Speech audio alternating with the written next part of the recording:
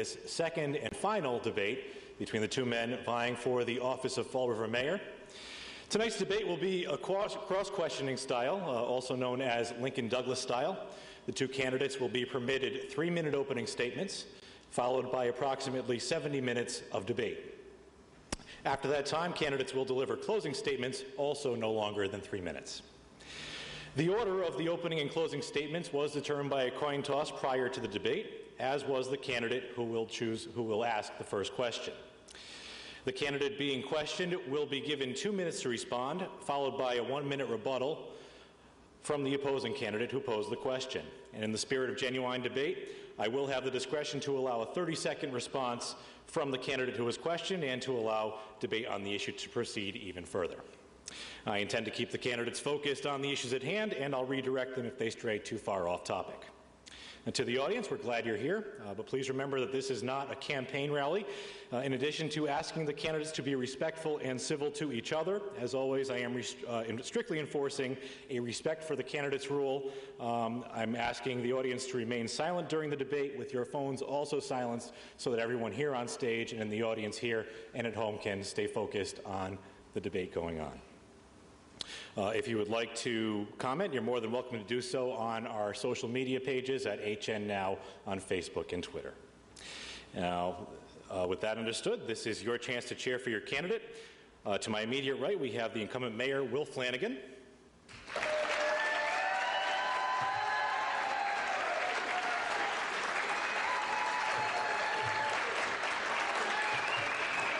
And to the right of the mayor, his incumbent challenger, Joe Carvalho.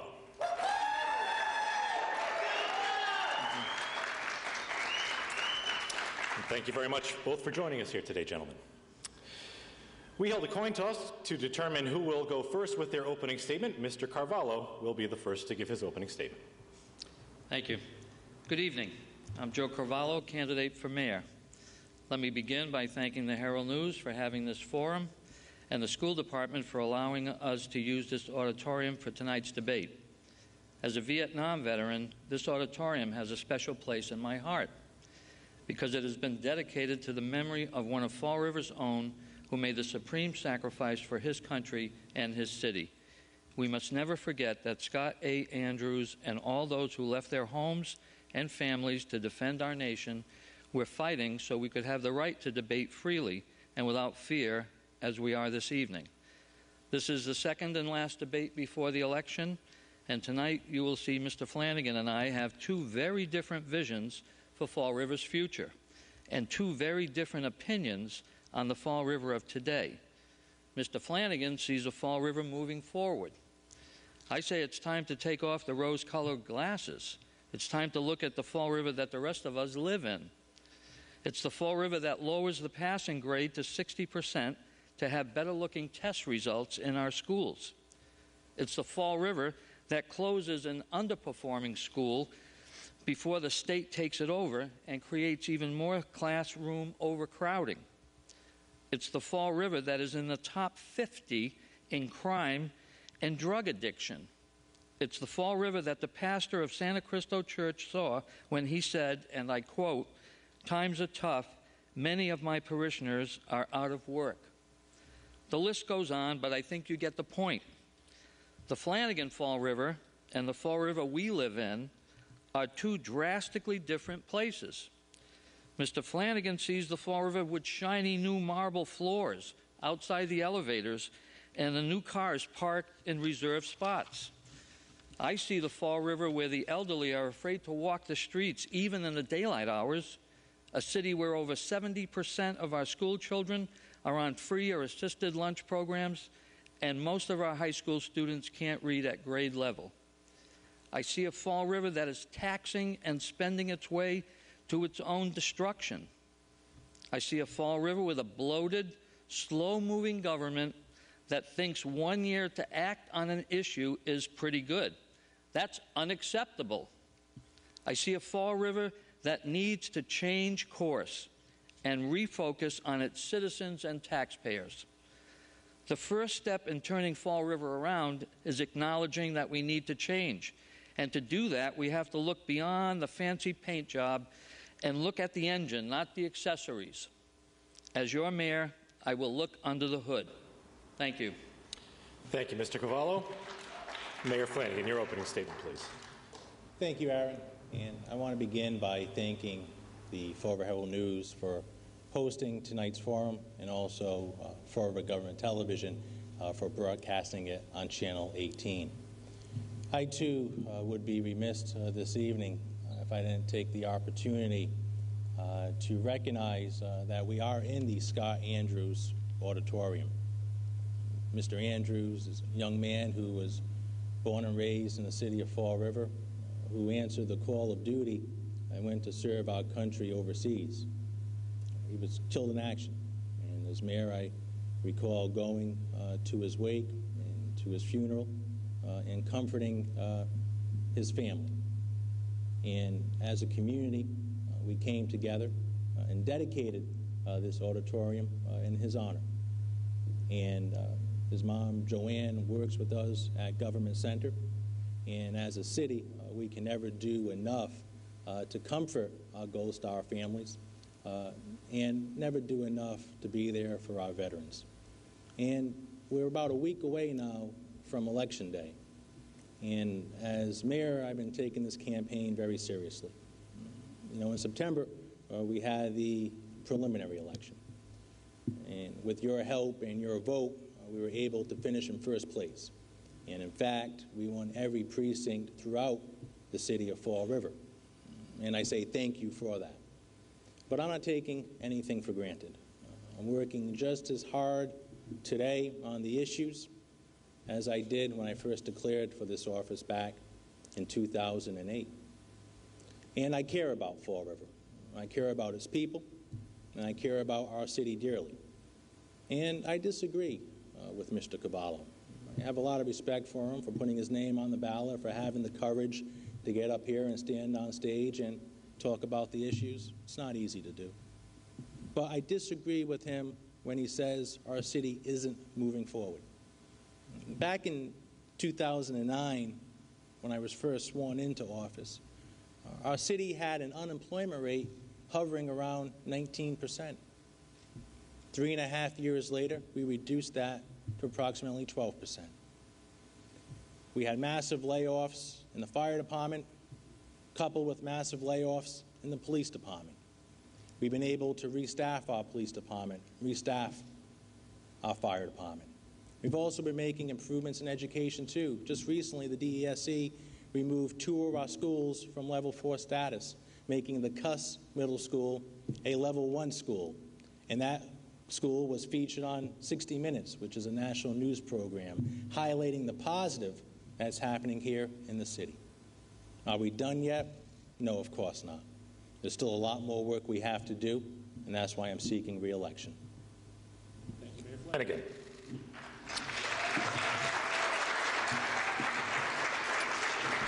And thank you, audience. And again, I'd ask you to hold your applause for the remainder of the evening. Mr. Carvalho will ask the first question of the evening. Thank you. Mr. Flanagan, do you think that lowering the bar for achievement by dropping the passing grade from 65 to 60 ensures academic achievement? I do not, Mr. Cavallo, but what you have to be clear about is that as the mayor, I cannot unilaterally reduce a 65 to a 60. It's a policy that's implemented by the Fall River School Committee, a policy that was adopted several years ago. And there's a lot more that goes into determining a child's education than a test grade. In fact, this afternoon, I was at BMC Durfee High School, and I had a meeting with the Leadership Council there, students throughout the entire school who care just as deeply about our community as we do. And one of the young ladies who I was talking about is actually going to be graduating first in her class. In fact, we talk about absenteeism in our community, and I asked her how many days she's been absent since she's been at Durfee, and she told me 0. That's a remarkable young lady. And I asked her what she got on her SAT, and she said an 1850, which is a remarkable score, probably close to near perfect as you can get. I also asked her what colleges she was looking to go to, And at the top of her list were colleges like Harvard. And her story is not unique. There's many more students in our school system who are just like her. But as Mayor, Mr. Cavallo, I cannot unilaterally reduce a passing grade from a 65 to a 60. That's a school committee effort, an effort that has public input in it. And I ask you, were you present at any of those hearings? Were you involved in public input? Did you have your voice heard at those school committee meetings when they actually decided to take that vote? Thank you, Mayor. Mr. Cavallo, you have 1 minute to respond. One of the things that I've noticed is that as the chairman of the school committee, I would think that you would take the leadership role in not lowering a passing grade from 65 to 60. There's an old saw that applies to students as well as to everyone here. If you ask less of students, they give you less. That's my retort to that. I don't think that we should be lowering scores. I don't know of another community in the Commonwealth that has 60 as a passing grade. Care to respond, Mayor? I do, Aaron. We in the Fall River Public School System do not demand less of our students. We demand more of our students. We get our students engaged. I encourage you, Mr. Cavallo, to contact Principal Marshall. Make an appointment to walk the halls of Durfee High School, maybe sit on a class or two. You'll see the great things going on in the Fall River Public School System. Is it perfect? No, it's not. There's a lot more work we need to do. But we know as a community what needs to get done. And we're going to do our best to make sure we get it done, too. Thank you, Mayor Flanagan. Your question now, Mayor. Thank you. Mr. Cavallo, improving the economy and getting people back to work is a top issue in our city. If elected, what is your plan to improve our economy? Well, one of my first plans is to try to strengthen the businesses that we have already in the city. As I looked at the paper the last several weeks, and we see that we've lost 3 businesses. Crown Linen, Victor Fabrics, and Building Materials have all announced that they're going to be closing. So I think that we need to strengthen, do everything in our power. We should be in communication with every local business that's here in the city, so that if they're having difficulties, like obviously Crown Linen, Victor Fabric, and Building Materials have had difficulties, otherwise they wouldn't be leaving the area. I think we have to do everything in our power, have those lines of communication open between every business, local business in the community, provide whatever supports we can to have them stay here, number one, and not close up shop, and number two, any efforts that we can to have them increase their workforce. That would be my approach to keeping businesses here and not having them leave. As we saw in the last couple of weeks, those 3 businesses leave Fall River. Your rebuttal, Mayor. Thank you, Aaron. Especially Victor Textiles, my heart goes out to those workers. On numerous occasions, I've actually toured that plant. And our administration actually had the foresight to include Victor Textiles in a $1 million grant that we applied for with the federal government. We did that several months ago before Victor Textiles even announced they were closing their doors. So we were able to work at the local level and have the knowledge and the foresight to see that textile manufacturing was actually slowing down in our community. Those employees at Victor Textiles now have the opportunity through a federal grant to go back to school. Many of them now have the opportunity to take a resume writing course or an interview course. They have an opportunity to go to Bristol Community College and earn an associate's degree or a license to help them get back on their feet. A lot of these decisions are not made here in the city of Fall River, and sometimes they're out of our control, but as a community, we have to do the best we can to assist people in their time of need. To respond, Joe? Yes. I think it's pretty obvious that the 3 businesses that have been mentioned here had a very small profit margin where they were in danger of going over to the other side.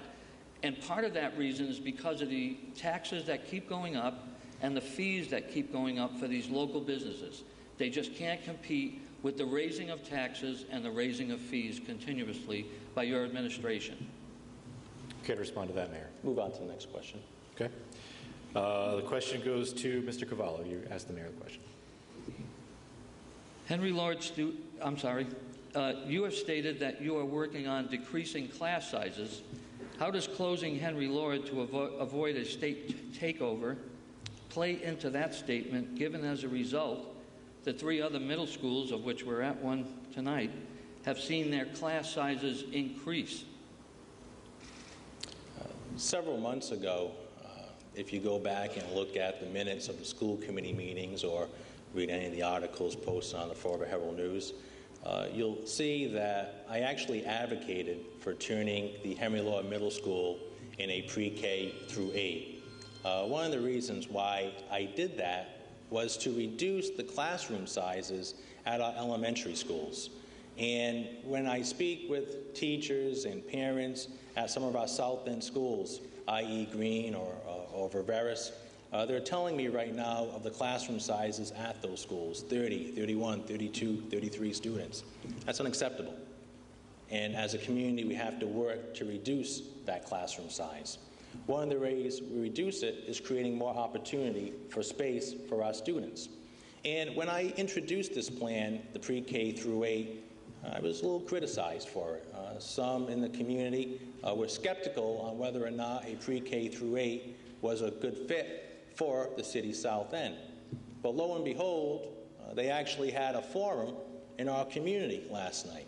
And overwhelmingly, the parents had their voice heard, and they supported a pre-K through 8. That was the same concept I was talking about several months ago. So in order to reduce the classroom size, especially at our middle school, you have to create more slots for our students. Pre-K through 8 is a good fit for that. And it allows a pre-K, and if you talk to parents with young children, there's a need for pre-K. But if you're looking at our first, second, third grade, which are some of the most critical grades in the educational process, those are the grades where you especially want to reduce classroom size. So the pre-K through 8 model is one that I've supported, will continue to support, and based upon yesterday's forum, the parents support me on it too, Mr. Cavallo. Your rebuttal, Mr. Cavallo. No response. No? Okay. Moving on, question from Mayor Flanagan. Thank you, Aaron.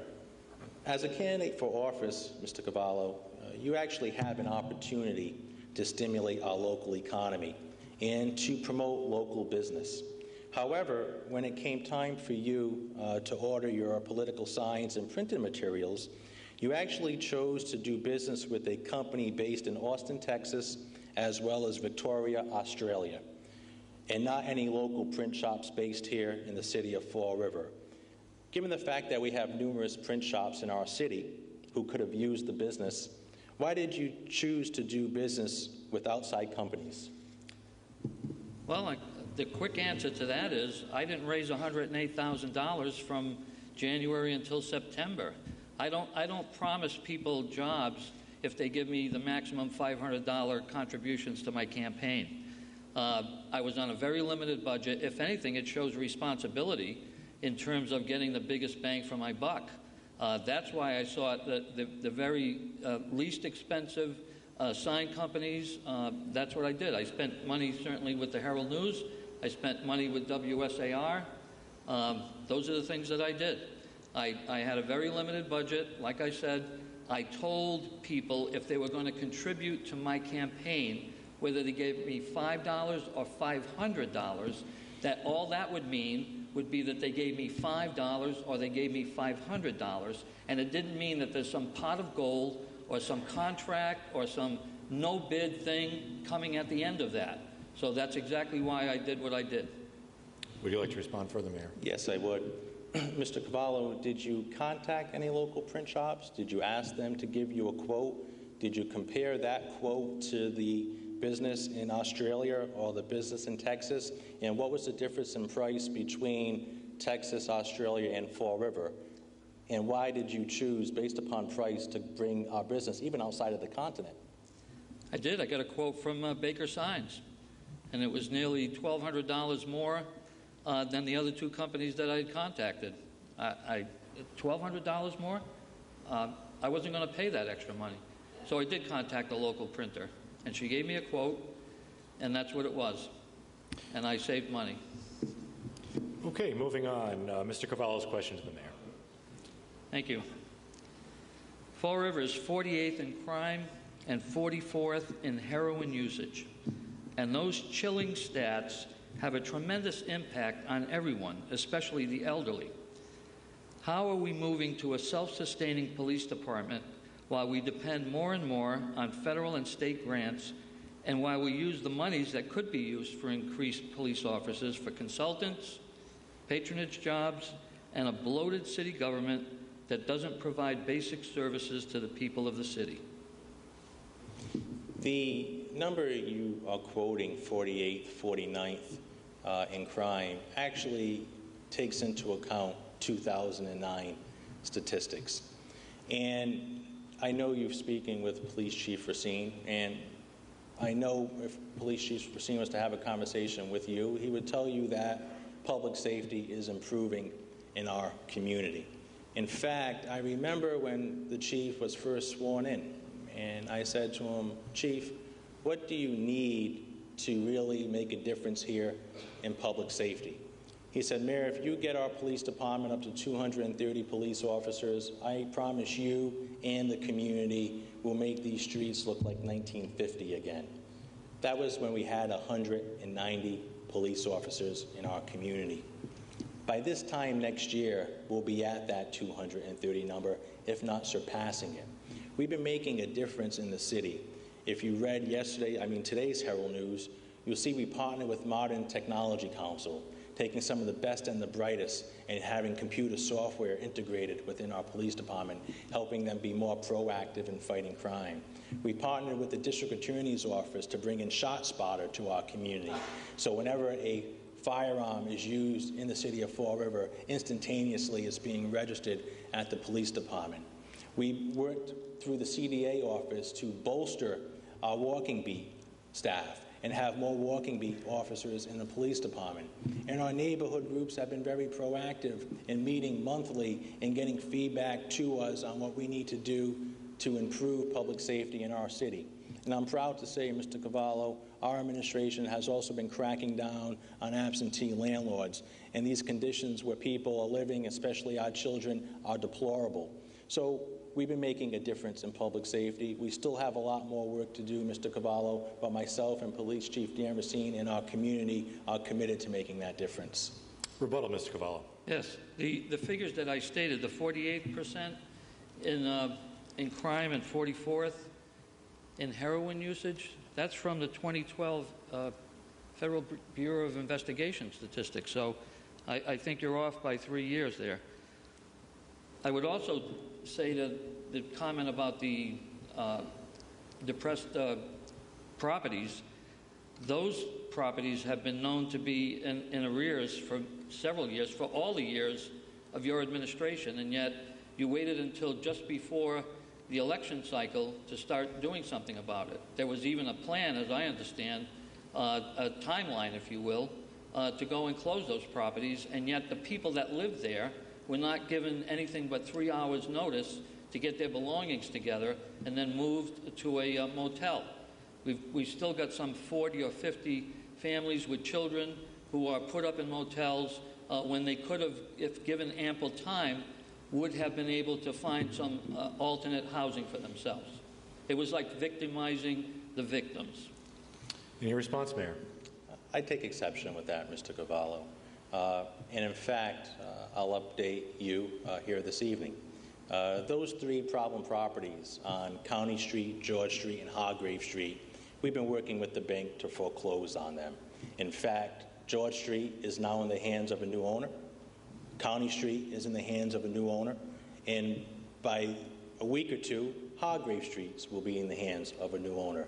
And by the end of this year, the city of Fall River will collect $500,000 in back taxes from Mr. Koval based upon the foreclosures of these properties. So we've been very aggressive in going after Mr. Koval, and those children were living in deplorable conditions, and now they're in a safer environment because of the action we took. Thank you. Mr. Flanagan, your question to Mr. Cavallo. Our administration, Mr. Cavallo, fought very hard for the construction of Meditech in the greater Fall River area. This construction project would have created thousands of jobs for our region. You, however, opposed the construction of Meditech and encouraged and promoted testimony at the state level against it. Why would you work so hard to derail this project? I did not work to derail the project. I think who you need to be talking to, if you have a mind to call him, is Secretary Galvin and the Mass Historical Society. To say that Green Futures or myself and a handful of other people were the entity that stopped Meditech is irresponsible and not based on any fact. As a matter of fact, Representative Haddad from Somerset had brokered a meeting between the CEO of Meditech, Secretary Galvin, and the Mass Historical Society, which Mr. Pappalardo, the CEO of Meditech, walked out on. So there were efforts that were made to try to reach a compromise. The CEO of Meditech was not of a mind to do that. It wasn't anything that Joe Cavallo or Green Futures. It was the Secretary of the Commonwealth of Massachusetts and the Mass Historical Society that put the skids on Meditech. Rebuttal, Mayor? Senator Rodrigues drafted special legislation, and if that special legislation had passed, it would allow for the forward construction of Meditech. Mr. Cavallo is a member of Green Futures. Green Futures was sending out email blasts and contacting people, encouraging them to speak out and oppose Senator Rodrigues' special legislation. And this project would have been a game changer for the city of Fall River. To have Meditech expand in the greater Fall River area would have created thousands of jobs. And it would have been jobs that would have kept our students here, our college graduates, jobs that would have improved our community, jobs that would have lifted up the self-image of our city. And Mr. Cavallo opposed it because he did not like the site that it was going to be built on. Did you personally oppose it? Sure. Actually, perhaps if the ill-fated casino that you proposed for the biopark hadn't been so aggressively pursued, possibly Meditech would have gone to the biopark. And I might add, too, that the Commonwealth of Massachusetts was ready to issue a bill to the city of Fall River for $38 million because what the Commonwealth of Massachusetts said was, we didn't build Innovation Way for a casino, we built it for a biopark. I'll allow it to continue. Go ahead, Mayor. Mr. Cavallo, you are entitled to your own opinion, but you're not entitled to your own facts. The city showed Meditech land in the biopark. Mr. Pappalardo refused to locate his company there. Right or wrong, he was not interested in that site. He was interested in the site that was in the Freetown area, the greater Fall River area.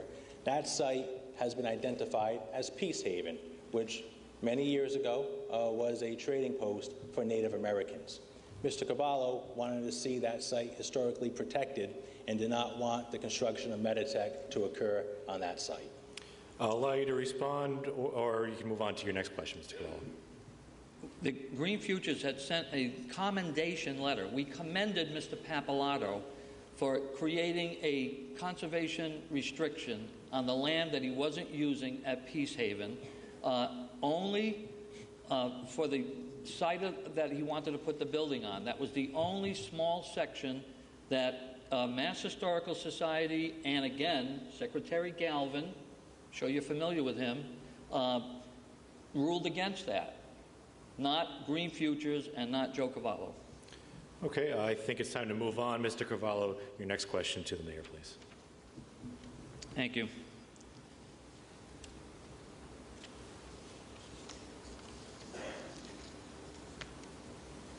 How do you feel that our education system, crime statistics, and student populations affect the decisions of businesses who may be considering locating here?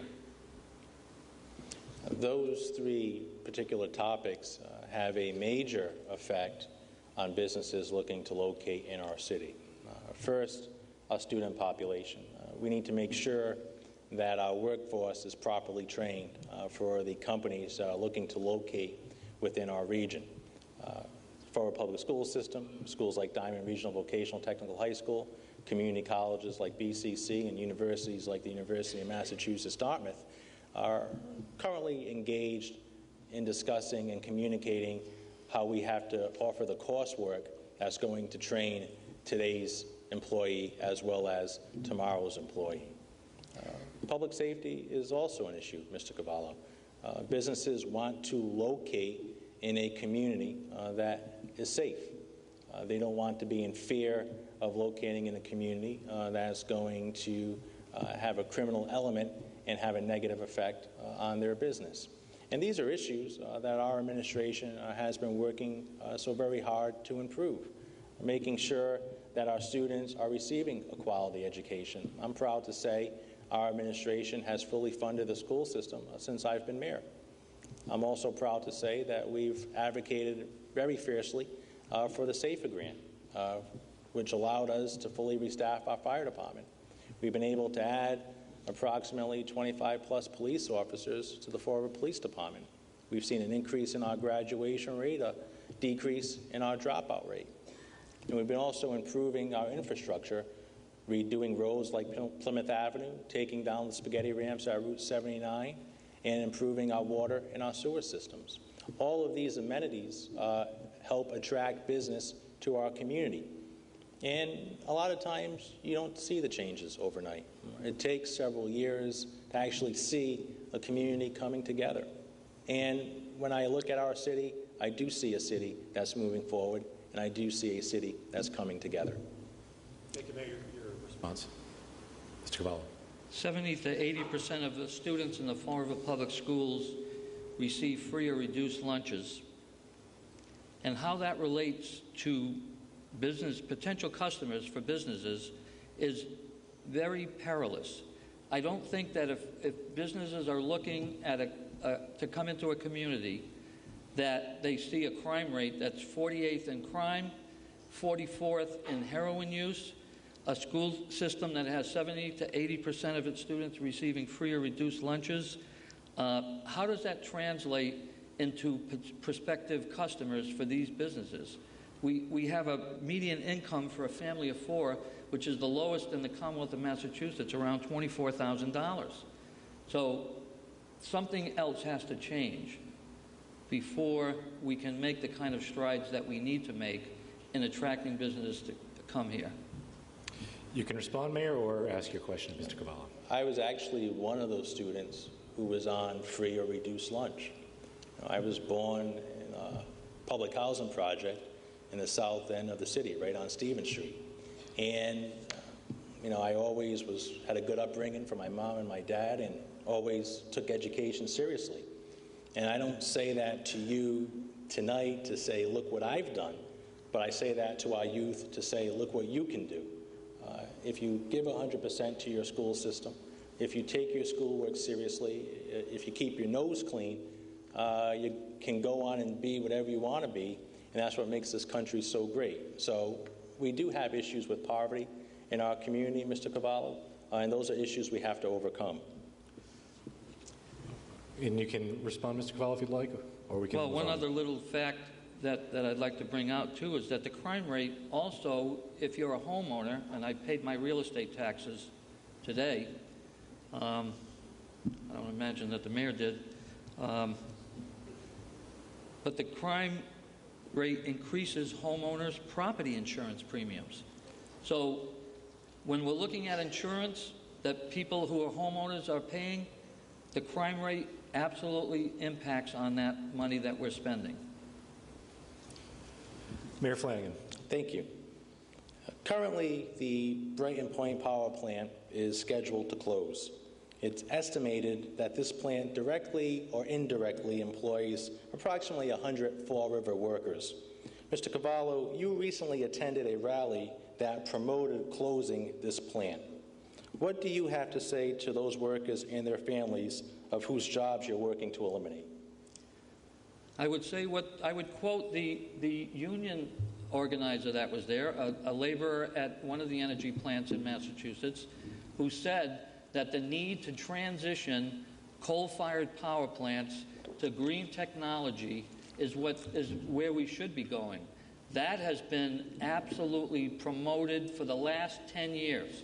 But the coal-fired plants, because they make such a profit in the past, have refused to do that kind of research into greener technology. Everybody in this audience and at home, especially in Somerset, knows that coal is over. We can't continue to use coal to produce energy in our country. We need to look for alternative resources for our energy, be that solar, wind, tidal. The power plants always react rather than proact. So the people have spoken. The power plant is going to close. I would hope that the new owners of the plant see the need for renewable energy types and put something in place that would transition all of those workers into new employment that not only helps the local economy, but actually protects the health and well-being of all the citizens of the area. Rebuttal. As a nation, we have to diversify our fuel dependency, whether it be coal or natural gas, solar, or wind.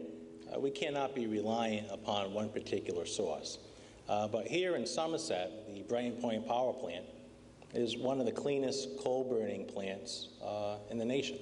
And recently I spoke with the workers there. Their union came to see me, and they were concerned. Over 100 people from that plant, many of whom live here in the city of Fall River, are about to lose their job. And my opponent rallied and protested for the closing of that plant, not with a safety net in place, not with the transition, not with the slowdown, but for immediate closure of that plant. And as an elected official, my heart goes out to the town of Somerset. They recently saw 2 of their major tax contributors close. And as a community, that's the last thing you want to see. But for here in Fall River, my responsibility is to our citizens, and over 100 of them are directly or indirectly employed at that plant, Mr. Cavallo. Mr. Cavallo, you can either respond or ask your question of the mayor. Well, the power plant is going to close, and I definitely want to see those 100 workers from Fall River gain new employment, hopefully at a transitional job at the power plant that either emphasizes solar, wind, tidal, whatever. The truth be told, people's health is going to be improved as a result of coal not being burned at Mount Top or Brayton Point. There was an estimate by the Harvard Medical School that within a 30-mile radius of that plant, we could count on 20 deaths, premature deaths a year in a 30-mile radius of that plant. Okay, if we're ready to move on, Mr. Cavallo, your question of the mayor. Mr. Flanagan, you stated the landfill would be closing by the end of 2014 or the beginning of 2015.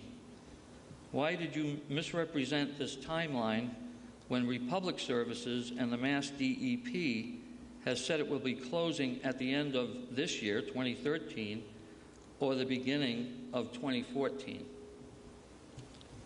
Those are estimates, Mr. Cavallo, and the 2013 figure you just gave out to the crowd really is approximately, let's say, 60 days left, and there's no indication that it's going to close in that time period. And speaking with DEP, speaking with Allied Waste Republic Services, as they're also referred to, we have a 2014-2015 time frame, and that time frame is realistic. And as a community, we have to be prepared for the closing of that landfill. And that's why our office organized a solid waste task force to look at various options in our community and to discuss them. There's also emerging technology, which I know you do not support, that's also waste to energy. One company I recently spoke to would take waste and convert it to gasoline. That would see a dramatic reduction in, hopefully, gasoline prices for our motorists. And those companies aren't looking to locate here, and as a mayor, I'm not sure whether or not we want them to locate here for a number of reasons. However, they're interested in receiving our solid waste, and we have to dispose of our solid waste in a responsible manner. Now, my opponent has criticized me for increasing taxes and fees over these last 3.5 years, but here's an issue where he and I differ on. He actually supports pay-as-you-throw. He wants to implement another fee on our citizens and charge you, the homeowner, for disposing of your trash. I think that would be irresponsible for a number of reasons, one of which, pay-as-you-throw would not work in an urban community like the city of Fall River, plus we do not want to see another fee levied on our citizens. So we're looking at ways to use waste to energy, look at other opportunities throughout the Commonwealth, but we do know that this is an issue that's quickly approaching, and it's one that we have to make sure that we do in a timely and an efficient manner. Rebuttal. Yes, I would challenge where I've said that I was in favor of pay-as-you-throw. That's number one. Number two is the urgency that you sound the alarm for now. You set up a task force to look at the landfill a year ago. And as the chairman of that task force, you haven't even met yet. There hasn't been a meeting. And here we are looking down the barrel of $5 million in costs to the city budget, and yet you let a year pass before addressing this most important issue in terms of the finances of the city. And in terms of the alternative technologies, listen, if trash to energy were the answer, then why the hell doesn't New York, Los Angeles, Detroit, you name a city in this country that has a problem with its trash, why haven't they gone to trash to energy if it's such a cutting-edge technology?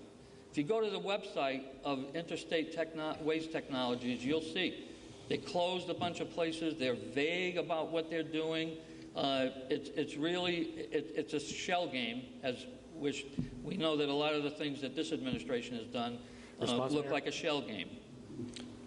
I recall, Mr. Cavallo, at the last debate at Cuss Middle School when this issue of solid waste came up, and I see a lot of people shaking their head in the audience, you said you would support pay-as-you-throw. And you indicated that. Now, you also just indicated that the Solid Waste Task Force has never met. That's inaccurate, too. This task force has had several meetings. Members of the City Council are on it. People of the business community are on it. People like Kenny Pacheco, myself, are on it. And we had several meetings on this particular issue. So for you to say we never met is inaccurate. And I do recall you saying at the last debate you supported pay-as-you-throw. Care to clarify? No, I did not say I support pay-as-you-throw. I said all of the alternatives should be on the table, pay-as-you-throw being one of them. The idea that you would have a task force set up to offer ideas, to offer possibilities, to offer alternatives to the landfill closing, and then to dismiss one out of hand makes the task force look like they're inept or that their suggestions won't be listened to. That's certainly one of the possibilities. We're looking at a $5 million hole that we have to dig out of. Mayor, you can respond or move on to your question. I'll move on to the next question. All right, thank you. Mr. Cavallo, ask any parent in our community, and they will tell you that education and our school system is a priority for them. What is your plan to improve our school system?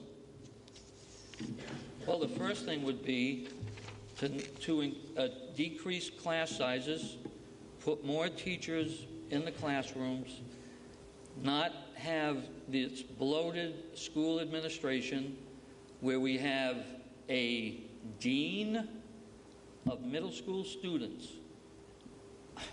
I mean, I think we both went to college. That's where the deans are.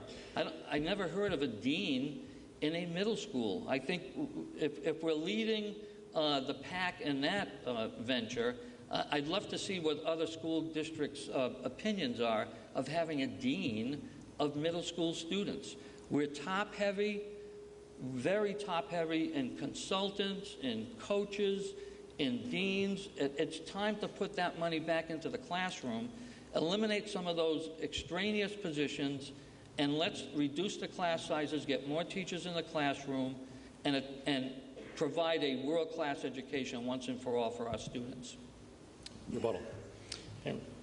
Mr. Cavallo, I've been the mayor and the chair of the school committee now for about 3.5 years. And in those 3.5 years, I've only seen you attend one school committee meeting. And in those 3.5 years, we've had numerous budget debates on how to allocate funding. If you were so passionate about education, or even as a candidate for mayor, shouldn't you have attended more school committee meetings and had your voice heard during the budget process? Well, I think one of the things that I mentioned at the school committee meeting that I did attend was that I watched many, many school committee meetings on local cable. And I jokingly said that may be because I only pay $13 for cable. And there wasn't a lot of other programming on, but that's what I did. I watched almost every school committee meeting. And to your point, yes, I didn't attend them physically, but I certainly took notes on what was going on. And as a former teacher in this building, as a matter of fact, the prior building here, acutely aware of the process of education here in the city and how it's being politicized, for one, and number two, we really need to just bring in the reins, have a bare bones budget, and let's do what's best for the students in the classrooms. Would you like to respond, or would you like to move? Yes, thank you. Mr. Cavallo, you were very passionate in the fight against LNG. You attended every meeting, you led rallies, you had spaghetti dinners. You could have easily have watched those meetings on television too, but you made a choice as a citizen to show up to an LNG rally and lead the charge and help fight that cause. I say thank you for that. So for you to stand here today and say, well, I watched those meetings on television and I think that's good enough, would you have said the same thing about LNG? So are you suggesting that I could be at the LNG meetings and watch them simultaneously? I'm not, really. Did I miss here? Really, that's a little beyond me. And by the way, as mayor, I didn't see you at a lot of our meetings, quite honestly. Well, I'll allow one response and then we'll move on. I do disagree with that. Even as before I was mayor, Mr. Cavallo, I would go to the meetings at Calvary Temple. Lillian Carrere was there. Eric Poulin was there. People from Somerset were there. I would drive across the bridge to the old Somerset Town Hall. I remember going to those meetings in the pouring rain on several nights. You were there too. You and I had several conversations there. So for you to stay here on stage tonight saying I wasn't, you and I both know that's inaccurate. Mr. Cavallo. Good.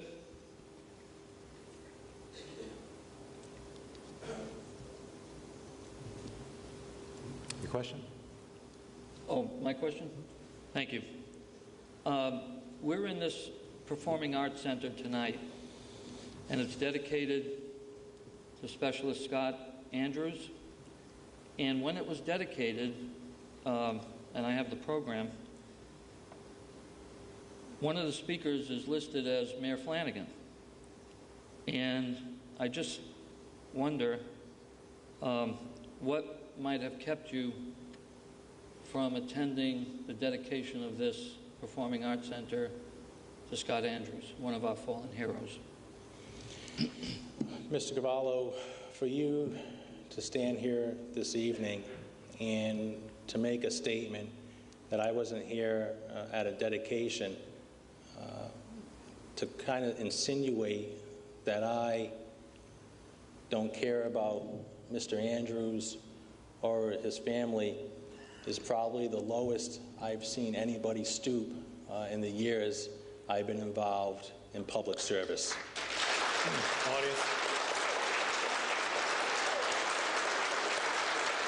Audience, reminder that please hold your applause until the end of the debate. Mr. Cavallo, I was there when Mr. Andrews' body was delivered to our city. I comforted his mother and his father when they learned that their son was killed fighting for our military. I worked very hard with our local delegation, our city councilors, our state delegation, not only to get this auditorium named in his honor, but also the bridge over in our city's north end. And as a mayor, unfortunately, I've attended too many of our services for our soldiers who were killed in action. These young men and women put on the uniform and go serve our country.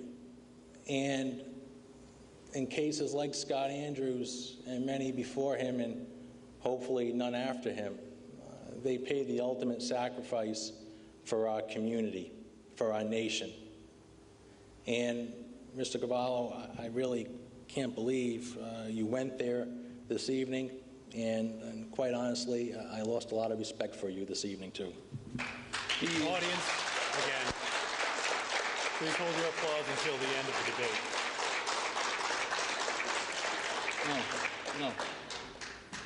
No, the implication, excuse me, no, please. Mrs. Gamache, please, no, can't do this. Please be seated. Please be seated. Please, thank you. Go ahead, please, I'm asking you. Please be seated. I'm going to address it. Just let him address it. Mr. Flanagan, the implication was never that you didn't care about our fallen veterans. I lost several friends in Vietnam, many, too many actually. I only wondered what would have you not be here. You know, if there was a pressing city issue, a personal matter, I was just wondering why, what reason you wouldn't be here for that. That's all. I would never accuse you of not caring about the fallen heroes of our city. I go by my friend Ronnie Lord's monument on Northeastern Avenue every day, sometimes 2 and 3 times. And I'm always struck by having lost someone at such a tender age and a good friend of mine. So that was the only reason for the question. I think it's probably best to move on at this point. Thank you, Mr. Fisher. Mr. Flanagan, your question to Mr. Cavallo. Mr. Cavallo, in your Herald News biography, you were asked to state your political affiliation. You responded to that question, NA, but in fact, you are a member of the Green Rainbow Party. Why did you refuse to disclose your party's affiliation? The reason that I didn't put down my party affiliation was because, as you should know as an attorney and as the mayor of the city for the last nearly 4 years, this is a nonpartisan election. So political parties don't really enter into the mix. I'm a proud member of the Green Rainbow Party of Massachusetts, and I will be until the day I die, basically. All of the tenets of the Green Party, I embrace them. Green technologies, ending the wars, a living wage for everyone, not like McDonald's, $7 or whatever, that people have to go out and get food stamps while they're working. That's kind of crazy. So those are the things that I espouse and that I believe in as a member of the Green Rainbow Party of Massachusetts. Rebuttal, Mayor. I believe the Herald News knows that the race for mayor is nonpartisan. They've been covering mayor's races probably before I was born. I believe the intent of the question was to disclose party affiliation. People, even though it's a nonpartisan race, want to know where their candidate stands when it comes to party, whether it be Democrat or Republican or independent, unenrolled, or Green Rainbow.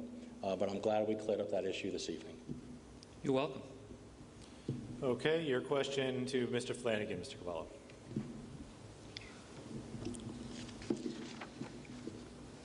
Just recently, the city residents and taxpayers are now asked to bond a $10 million study of 4 properties in the city to look at flooding in the city. But mysteriously, Stafford Square, which many people here know is one of those problem areas, was not included in the study. Why did we, there's a time to ask for grants and there's a time to be self-sufficient. But this is one of those where we didn't reach out to our state and federal delegations on this particular issue to secure a grant for this expenditure.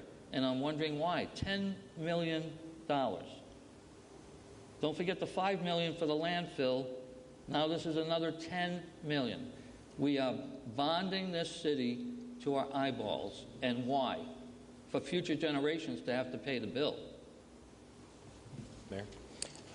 The request I believe Mr. Cavallo is talking about, and correct me if I'm wrong, but it's a ballot question in next week's election. That ballot question originated in the City Council chambers. The councilors, like many of you, are concerned about the level of flooding we've had within the city. It seems that every time we have 3 or 4 inches of rain in less than 30 minutes, we have flooding in our community. So the council, through public hearings, met with Terry Sullivan and John Fryer and the Water and Sewer Department, and they actually formulated, with the help of the legal department, a ballot question. And you, the citizens, when you go vote for mayor and school committee and city council, you also have a decision on whether or not you want to vote on approving this bond. The city council actually capped how much a municipality can bond, and when you go to levels of 10 million or more, it takes actually a vote of the people. So you, the citizens, will have a decision on whether or not you want to pay for the city to correct the flooding problems as outlined in the ballot question.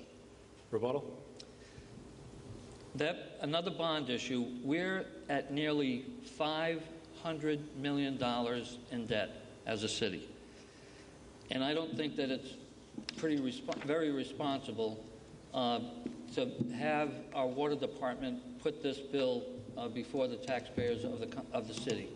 I think we're already being taxed and levied, at least those of us who are taxpayers and homeowners, those of you in the audience and at home who pay property taxes and water bills and then water usage bills and then more bills and more taxes on the water. I think we've had enough of that. Mayor, you can either respond or pose your question, Mr. Cavallo. I'll pose the next question. Okay. Staying with bonds, the city of Fall River recently had its bond rating improved. Mr. Cavallo, are you able to name the 2 bond agencies that review municipal stability, and what would you do as mayor to further improve our bond rating? Moody's and Standard & Poor's. I would keep the city budget in check. When you're bringing expenditures and financial bills before the city council, I think I would do it in a more timely manner than the night that you want them to vote on it is the first time that they take a look at it. I think that doesn't speak to transparency or responsibility in terms of the city's financial situation. I'm proud to say our administration has actually seen a 2-grade increase in our bond rating. When I first took office, our bond rating was a BBB. And over the last 3.5 years, our administration has been able to put the checks and balances in place to see an improvement in our fiscal stability. We're now at an A-, the highest we've been in over a decade. And Standard & Poor's, and you're correct, Mr. Cavallo, Moody's reviews our city's bond rating. Mr. Cavallo has indicated that we're bonding out or we're kicking the can down the road. Well, in fact, that's not the case. If we were over our capacity on bonds, or if we were fiscally unstable, or if we did, in the metaphor, kick the can down the road, we would not have seen a 2-grade increase in our bond rating. And you can reply or pose your question to the mayor. Next question. former city councilor got to negotiate a $40,000 water bill down to $10,000. Is that what every regular citizen can expect from the city? I'm not familiar with Mr. Cavallo's question, if you care to elaborate more. Former City Council President Lund, for the properties down on Bay Street at the marina. There was a $40,000 water bill that got negotiated down to $10,000. So I'm wondering if some of the homeowners and taxpayers in the building, at home, can expect to negotiate maybe some of their high water bill usage fees in a like manner. That's a legitimate expectation, I would imagine. I don't have any information regarding Mr. Cavallo's statement here this evening regarding former Councilor Michael Lund. However, what I can say is that based upon the working relationships I have with the members of the Sewer and Water Department and the members of the Water and Sewer Board, many of whom who have been on that board way before I became mayor, seem to be people of integrity. And I would be really disappointed in them or any public employee that would unilaterally reduce a water or sewer bill or any other bill without justification or just cause.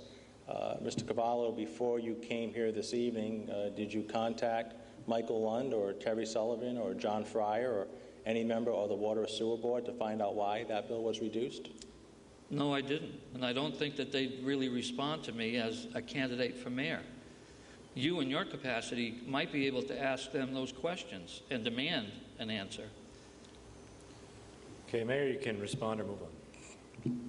Well, you have contacted Chief Sylvia. You have sat down and spoke with Chief Racine. You've spoken to them regarding water, regarding police and fire. I would just expect you as a citizen or as a candidate for office to educate yourself on the issues, to sit down with Terry Sullivan or John Fryer and to speak with them on water or sewer bills. Those are all public records, and if there was a vote by a water or sewer board, it would have to be done in a public hearing. But short of any further information, Mr. Cavallo, I'm unable to respond to your question. Well, as Chief Executive Officer of the city, will you now look into that issue so that it can be cleared up once and for all? I mean, somebody who gets a $30,000 break on their water bill, I think that would have your attention. I will have Mr. Sullivan respond to your question. And with that settled, let's move on to your question, Mr. Flanagan. Thank you. Mr. Cavallo, the cleanliness of our city is very important. This summer, I organized a cleanup of our downtown, and I invited you to join me in either sweeping the streets or erasing graffiti or picking up trash. Is there any reason why you didn't join me in this cleanup? Yes, there is. I have a sister who's elderly and ill, and I wasn't able to participate in that cleanup. I will say that I participated in many cleanups, Father Travasso's, Lafayette Park. I've been on citywide cleanups in the past.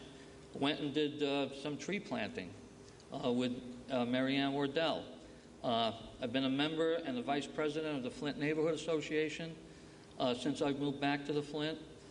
Prior to that, we had numerous meetings, not many meetings, but the North End Neighborhood Association, and certainly spent 10 years fighting the liquefied natural gas terminal in the North End. You ran for city council, you ran for school committee in 2002, and we really didn't hear anything about you until your run for mayor 4 years ago. So maybe you can account for that time frame. Sure. First, let me say I'm sorry to hear about your sister's health, and Thank you. I hope she does better. And I ran for school committee in 2001, and I was actually a student at the University of Massachusetts, Dartmouth. I was going to school full-time during the day and working part-time at night at the local Stop and Shop. 2003, I actually ran for school committee again in our city. And I find it kind of funny that I didn't get elected to the school committee, but I did get elected to serve as mayor. But in 2003, I was actually attending law school. I was commuting every day, going to Bristol, Rhode Island. And in fact, at that time, just to share a little personal information with you, my mother was diagnosed with breast cancer, and she's 7 years cancer-free today. And my father was tragically ill, and he actually ended up passing away in 2002. But after graduating law school, I worked on and volunteered on a number of issues in our city, getting involved, especially with the Democratic Party, and getting involved on a number of campaigns. I see Coalition for Social Justice in Mayor. 2006. We partnered on a campaign, but that's just a short biography of those years, Mr. Cavallo. All right, and we have about 10 minutes left in the questioning round. Time for about a question each for each of you. The next question goes to Mr. Cavallo, and please use those 2 questions wisely, gentlemen. I'm wondering, what kind of plans have you thought about in terms of higher office? I can remember 2 or 3 years ago you had enlisted a public relations firm in Boston to take a look at seeking higher office. And I wonder, you know, you're not a homeowner in the city. We'd like to see people committed, invested in the community. You've been mayor for nearly 4 years. Buy a piece of property, keep it up, those kinds of things, pay the real estate taxes, the water bills, and so forth. So what can we expect? Do we expect you to fill, if you're reelected, to fulfill the term of your office? Or would you be looking at some other office to look at, as you did once before? Mr. Cavallo, my commitment is to the city of Fall River, and that's why I sought a 3rd term here in our city, because the work is not done. And I want to earn the vote of the people to continue what we started 3.5 years ago. And Mr. Cavallo, only God knows what the future has in store for me. But my commitment is to this city. My commitment is to the people of the city of Fall River, and my commitment is to doing the job as mayor. Mr. Cavallo, there's many days that I'm putting in 18 hours on this job.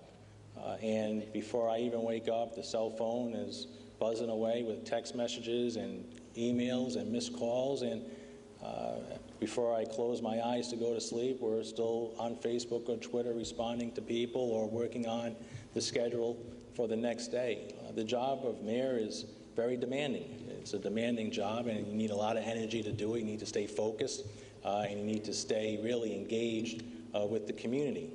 But it's a job that I love. It's a job that I look forward to doing because it's a job that allows me to give back to the community. The city of Fall River has been unbelievable to me.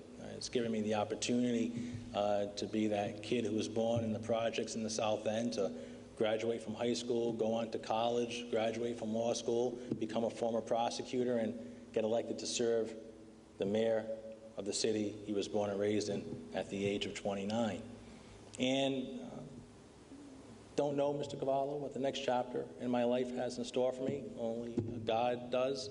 But my commitment is here to the city and to its people. Rebuttal, Mr. Cavallo. Good.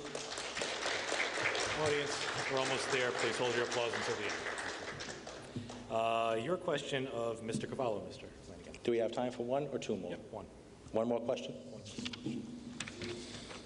Mr. Cavallo, I want to end this evening's debate on a positive note. And in doing so, I want to say something positive about you. I respect your passion you have for the city. I saw how passionate you were on the fight against LNG, and I respect a man who has that amount of passion to do something for the community. To end this forum on a positive note this evening, is there anything positive you can say about our administration and the work we've done in the city of Fall River?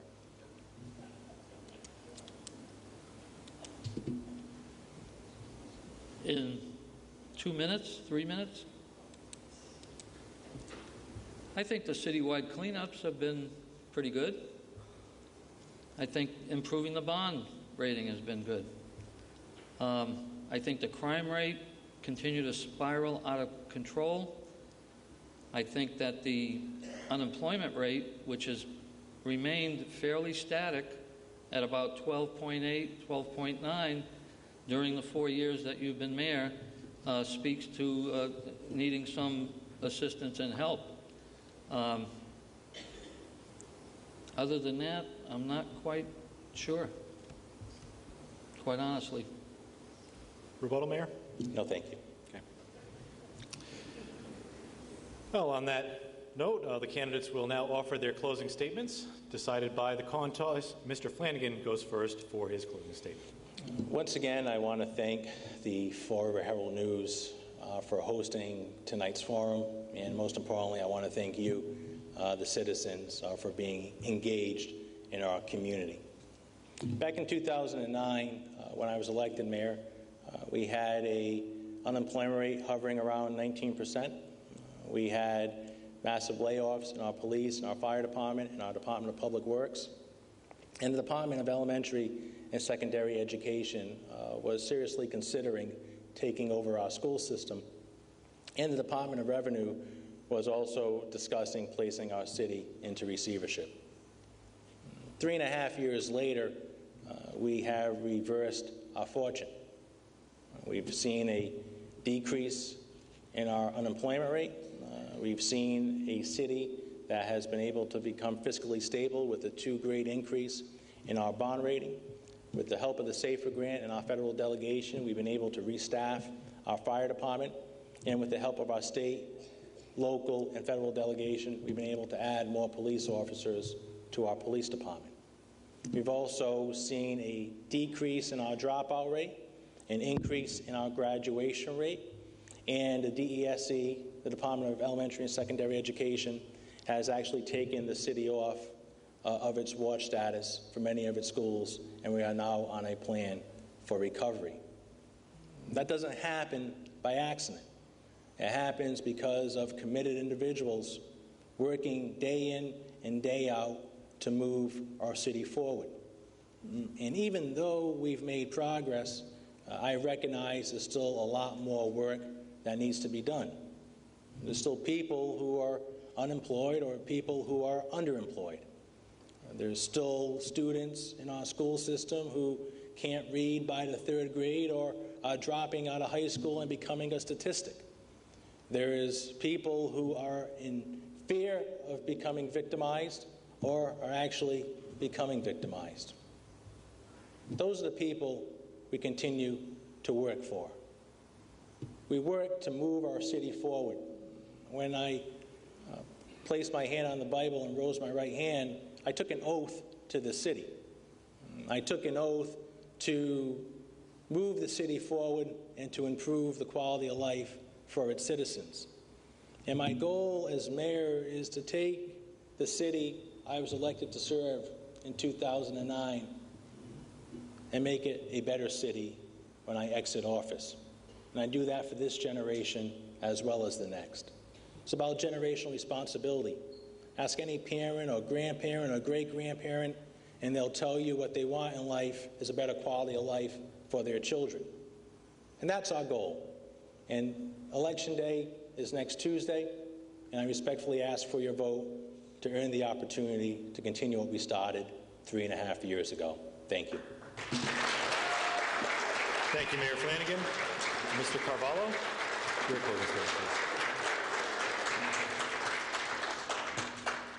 Let me begin by again thanking the Herald News and the school department for making this debate possible. 1 week from today, we will have the opportunity to choose not only what kind of government Fall River will have for the next 2 years, but what direction our city will follow for decades to come. We can have a government that continues to increase our debt, that is already approaching $500 billion with a B dollars. We can continue to raise taxes and fees on citizens and small businesses that are struggling to make ends meet. We can continue to fund public safety with grant money that could be pulled at any time while we spend the tax dollars that used to keep police and fire personnel on the job for consultants, lawyers, and cronies. We can continue to appoint big money men from out of town to boards while not one resident from the south end of Fall River sits on a board appointed by the mayor. We can continue to move Fall River toward being a mini Washington with a slow, bloated government that cares only for the rich and influential, where anyone that gets anything has to be on the campaign contribution list, where for the select few it is the best of times, while for the rest of us it is for the worst of times. On next Tuesday, we can take back our city. We can do that by remembering the words of a past president. Government is not the solution to our problems. Government is the problem. On next Tuesday, we change the way we do business in Fall River. We can have a government that doesn't continue to drive us into crippling debt. We can have a government that uses grants to supplement public safety, not subsidize it. We can have a government that understands that tax and rate increases are a last option and not their personal debit card that we, the taxpayers, ultimately have to pay. We can have a government that understands what the guy living in a third-floor apartment that works 2 jobs to barely make ends meet feels when his landlord ups his rent to pay his higher taxes and fees. Or the retiree who is barely hanging on to his house on a pension that hasn't changed much in the past 15 years. We can have a government of the people, by the people, and for the people of Fall River. We can take our government back and make it work for us. We can make this a tale of one city, a city where the people who pay the bills and suffer the highs and lows control their own destiny. We can have a city where everyone has a seat at the table. Thank you, and God bless America, and God bless Fall River. Thank you, Mr. Cavallo. And I'd like to thank Mayor Flanagan and Joe Carvalho for participating in our series of 2 debates. I'd like to also thank Fall River Public Schools and Morton Middle School for hosting tonight's debate at this beautiful new school. Also, a big thanks go out to our friends at Fall River Educational Television for recording the debates, and FRC TV and FRG TV for airing our series of debates and forums here to help you become more informed voters. Although we're no longer accepting election-related letters, you can comment on our website and on HN Now on our Twitter and Facebook pages. And you'll be able to find all of our Campaign 2013 archives, recordings of previous debates and forums, candidate profiles, election-related letters to the editor, and candidate Q&As at your one-stop web source for all things Fall River election-related, heraldnews.com/vote13. And with the information you need to make informed decisions at the polls, it's up to you on November 5th. Be sure to go vote. On behalf of the Herald News, thank you and have a good night.